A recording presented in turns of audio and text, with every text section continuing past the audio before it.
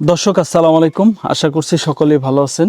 বন্ধুরা, আমাদের আজকে 21 দিন পরে বাছুরটার যে অবস্থা, বাছুরটা কিন্তু প্রথমে লাম্পি স্কিনে আক্রান্ত হয়েছে এলএসডিতে। তো প্রথমে ওর যে শারীরিক অবস্থা ছিল তখন একটা আমরা ভিডিও দিছিলাম।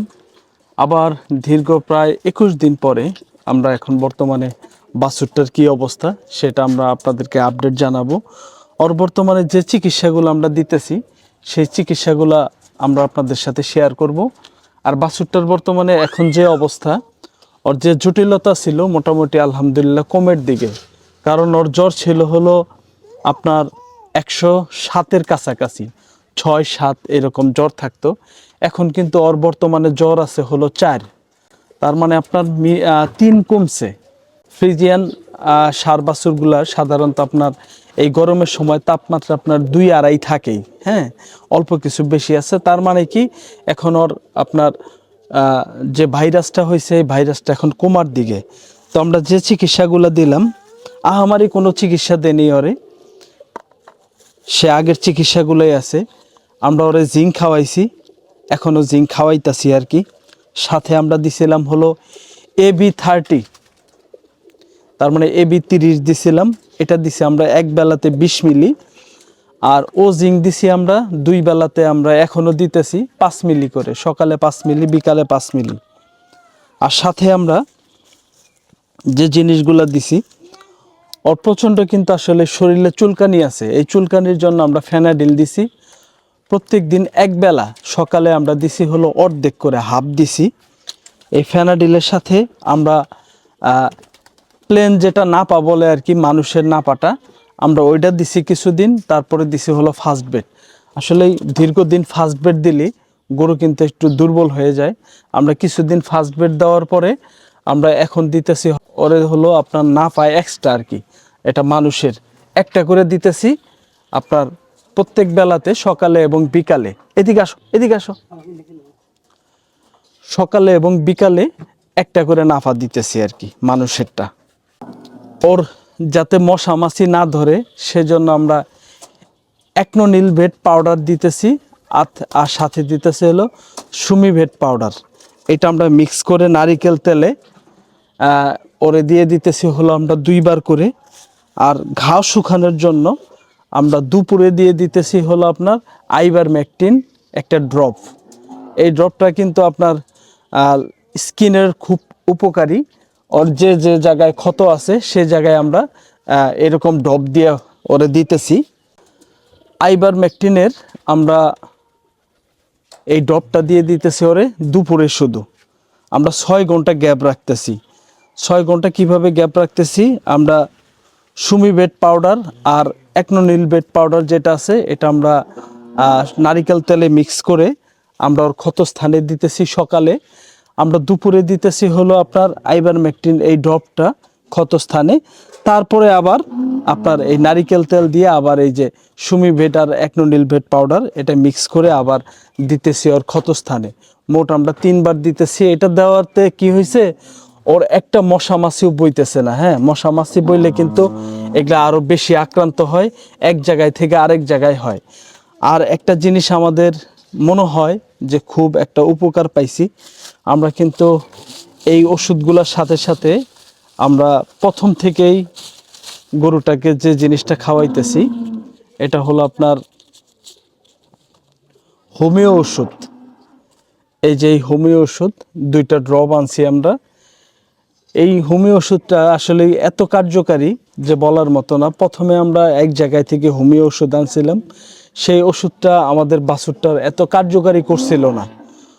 তো আমরা এটা আনছিলাম হলো গোপালপুরের দৌলতপুর এলাকায় থেকে, একটা গ্রাম থেকে।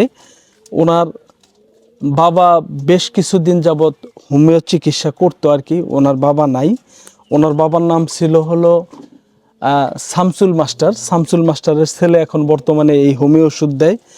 তো ওষুধগুলো খুবই ভালো।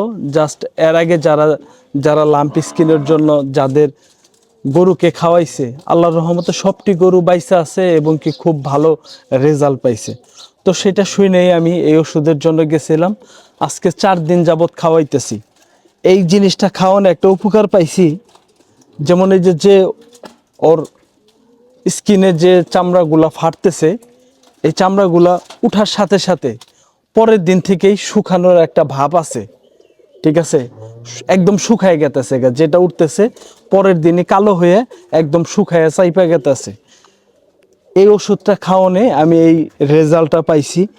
কারণ লাম্পি স্কিনের আপনার চামড়া যখন উঠা জায়গা, অ্যান্টিবায়োটিক ছাড়া কিন্তু ঘাও শুকানো মোটেও সম্ভব হয় না। তো ফাটার পরে কিন্তু অ্যান্টিবায়োটিক দেয় ডাক্তারে লাম্পি স্কিনের। তো ফাটার আগে দেয় না কেউ, ফাটার পরেই দেয়। কিন্তু এখন পর্যন্ত কিন্তু ওরা আমি অ্যান্টিবায়োটিক দেই নেই। আজকে 5-6 দিন যাবত এই ওর শরীর ফাটছে আর কি, জায়গায় জায়গায় ক্ষত স্থানটা মাংস সহ উঠে গেতেছে। আর এই ওষুধটা দিতেছি হলো আপনার 4 দিন যাবত। 4 দিনে কিন্তু মোটামুটি একটা বেশ ভালো একটা রেজাল্ট পাইছি। যেমন আমি আপনাদেরকে একটা জিনিস দেখাই, একটু কাছে এনে ক্যামেরাটা দেখান তো। এই দেখেন, এই জিনিসটার এই যে চামড়াটা উঠছে 2 দিন আগে, এটা কিন্তু শুকায় গেতেছে, দেখছেন? এই যে দেখেন চামড়াগুলো উঠছে, শুকায় গেতেছে। আমি আপনাদেরকে আর কিছু জিনিস দেখাবো। এই যে দেখেন, এই যে এই পাশে দেখেন কতটুকু চামড়া উঠে গেছে। হ্যাঁ, এটা কিন্তু কালো কালো একটা ভাব এসে গেছে। তো বিভিন্ন জায়গায় ওর ওর যে আসলে এই দেখেন, এই যে এখান দিয়েও কিন্তু দেখেন মরা মরা একটা ভাব ধরছে। হ্যাঁ, ওর সংক্রমণগুলা এই যে একটা জিনিস দেখেন, এই দেখেন, এই যে একটা বিভিন্ন জায়গায় কিন্তু এই যে শুকানোর কিন্তু একটা ভাব এসে গেছে, এই চাইপে গেছে, দেখছেন? এই পাশেরটা দেখাও। ওর সারা শরীরে এমন কোনো জায়গা নাই যে আসলেই এরকম গোটা না উঠছে। সে গোটাগুলা কিন্তু ধীরে ধীরে আপনার এখন এই গোটাগুলা কিন্তু চামড়া সহ মাংস সহ কিন্তু উঠে গেতেছে। তো যাই হোক, আসলেই প্রথম কথা হলো আমরা ভ্যাকসিন করছিলাম না এই গরুটার। যদি আমরা লাম্পির ভ্যাকসিন করতাম তাহলে হয়তোবা আমরা এরকম মানসিক টেনশন কিংবা আপনার এই গরুটা এরকম অসুস্থ হইতো না। যাদের এই বাছুর গরু আছে, বিশেষ করে খামারে বড় গরুগুলা আক্রান্ত একটু কম হয়, বাছুর গরুগুলা কিন্তু আক্রান্ত বেশি হয়। তো আপনাদেরকে বলবো যে জানুয়ারির প্রথমের দিকেই এই লাম্পি স্কিন এবং খুরা রোগের ভ্যাকসিনটা আপনারা করে নেবেন। কারণ বাছুর গরুর লাম্পি হইলে বাঁচানোর খুবই কষ্ট। সেটা যদি স্বয়ং আল্লাহ যদি বাছুরটা রাইখা না যায় তাহলে কিন্তু বাঁচানো আসলে অনেক কঠিন ব্যাপার। তো আমরা চেষ্টা করছি আর কি বাছুরটারে যতটুকু চিকিৎসা দেওয়ার। তো এখন বাদ বাকি আল্লাহ পাকের ইচ্ছা, ও বাইসা থাকবে না থাকবে সেটাও আল্লাহ পাকের ইচ্ছা। কিন্তু এখন বর্তমানে ওর বডি স্ট্রাকচারের যে অবস্থা আছে, যে শরীরের যে আসলে ইটা ফিরে আসছে, মনে হয় যে আল্লাহর রহমতে আল্লাহ রাইখা যাইতে পারে বাছুরটা। তার মানে জ্বরও কমছে, বিভিন্ন জায়গায় যেখানে আপনার চামড়া উঠে গেতেছে মাংস সহ সেটাও কিন্তু চাইপা আসতেছে। তার মানে যদি এখনো যদি ওর প্রচুর পরিমাণে জ্বর থাকতো তাহলে ভেবেই নিতাম যে বাছুরটার হয়তো বা টিকবে না। কিন্তু এখন কিন্তু বাছুরটার আল্লাহর রহমতে তাপমাত্রাটা কমে গেছে, ঠিক আছে। আর ও কিন্তু টাইনা টাইনা দুধ খায়, ঘাস খায়, খড় খায় ওর সামনে দিলে। যতটুকু সম্ভব ওর আর কি ইমিউনিটি ফিরে আসছে আর কি। যাই হোক, বাছুরটার জন্য সকলেই দোয়া করবেন।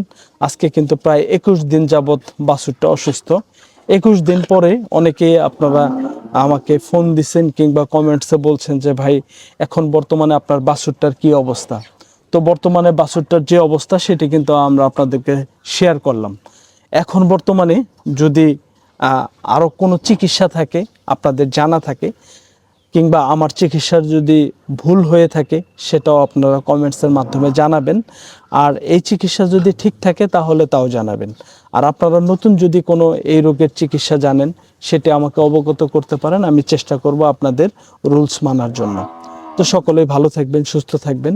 আমার বাছুরটার জন্য দোয়া করবেন, আমার খামারের জন্য দোয়া করবেন। আল্লাহ হাফেজ।